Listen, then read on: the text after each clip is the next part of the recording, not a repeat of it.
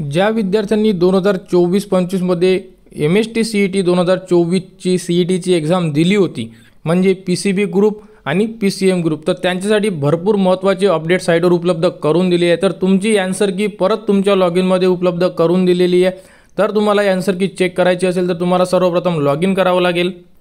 तर तुम्ही नोटिफिकेशनमध्ये सुद्धा बघू शकता MST CET 2024, त्यामध्ये display question paper and update answer की फॉर स्टुडंट 26 तारखेला अपडेट आलेली आहे। तर यामध्ये PDF सुद्धा दिली आहे, ते PDF सुद्धा आपण बघून घेऊ। तर बघा, MST CET 2024 प्रश्नपत्रिका आणि उत्तर तालिका उपलब्ध करून देण्याबाबत हे परिपत्रक जाहीर झालेलं आहे। तर यामध्ये नेमकं काय दिलेलं आहे आपण डायरेक्टमध्ये चेक करून घेऊ। तर बघा, MST CET 2024चा जो PCM ग्रुप आहे याची 27/6/2024 ते 28/6/2024 म्हणजे 27 आणि 28 2 दिवसामध्ये तुमची आन्सर की तुम्ही चेक करू शकता।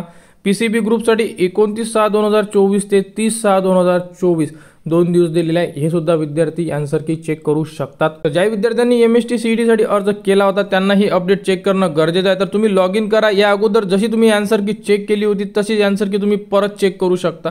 तर लॉग इन मध्ये जाऊन तुम्ही तुमची आन्सर की चेक करून घ्या। आता यानंतरचा प्रश्न की परत रिझल्ट लागणार का, याबद्दलची कुठेही कोणतीही अपडेट उपलब्ध करून दिलेली नाही आहे। जर याबद्दलची कोणती अपडेट आली तर ती तुम्हाला आपल्या YouTube चॅनल उपलब्ध करून देण्यात येणार आहे। परंतु आजपासून जे लॉग इन मध्ये तुमच्या परत जे आन्सर की उपलब्ध करून दिले ते विद्यार्थी चेक करू शकतात, परत मार्क्स कॅल्क्युलेट करू शकतात। तर लवकरात लवकर आपले मार्क्स कॅल्क्युलेट करून घ्या व आपली आन्सर की चेक करून घ्या परत। आणि यानंतर जी अपडेट येईल, रिझल्ट लागेल का की जुनाच रिझल्ट लागलेला तोच राहणार आहे, याबद्दलची अपडेट तुम्हाला आपल्या YouTube चॅनलवर उपलब्ध करून देण्यात येणार आहे। त्यासाठी आपल्या चॅनलला सबस्क्राईब करा।